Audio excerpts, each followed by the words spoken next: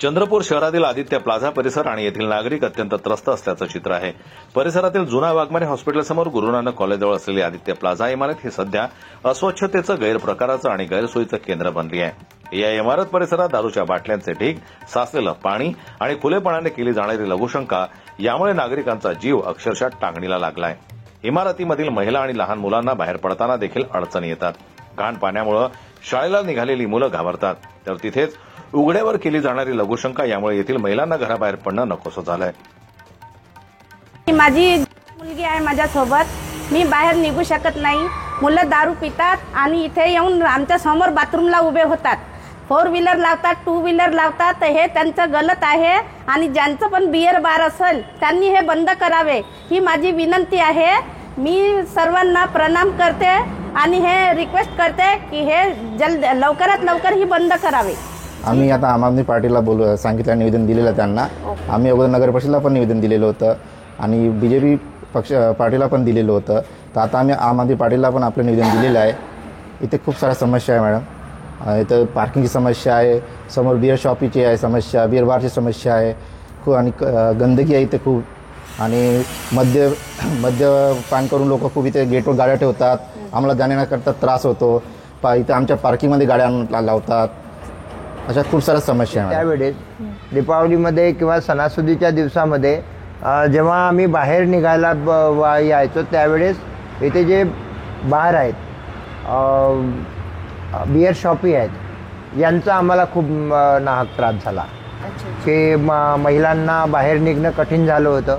एक तुम्हाला माझं एक स्पष्ट उदाहरण सांगायचं म्हणजे की आमची फॅमिली घेऊन आम्ही जेव्हा एकदा बाहेर निघालो रात्रोला 9 वाजता 8-8:30च्या दरम्यान, त्यावेळेस बिअर शॉपीमधून असे 2-4 लोक तिथे आमच्या गेटच्या समोर, आदित्य प्लाझाच्या गेटच्या समोर बसलेले होते।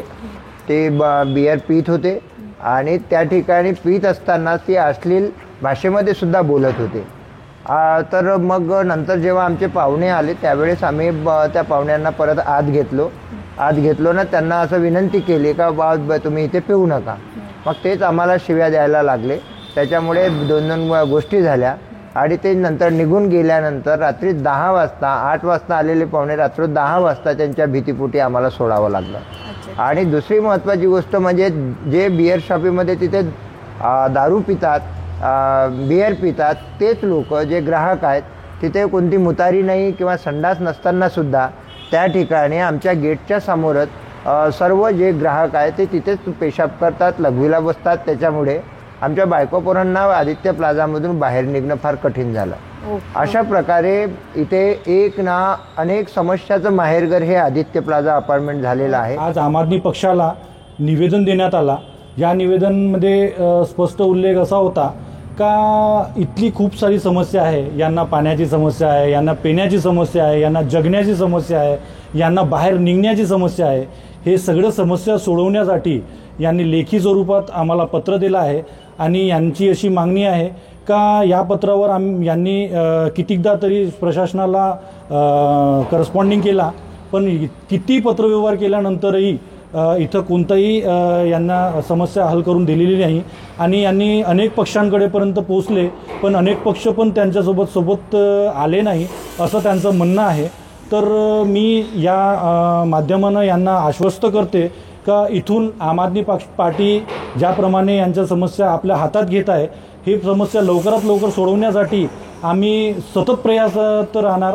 आणि या सगळ्यांना मी एवढं बोलते का ही लढा फक्त एका नगरपालिकेसाठी नाही आहे, तरी खूप सारी मोठी समस्या आहे। जसं तुमचं बिअर बारचं समस्या आहे, वाईन शॉपची समस्या आहे, बाहेर खूप सारी म्हणजे असे अवैध व्यवहार चालत आहे।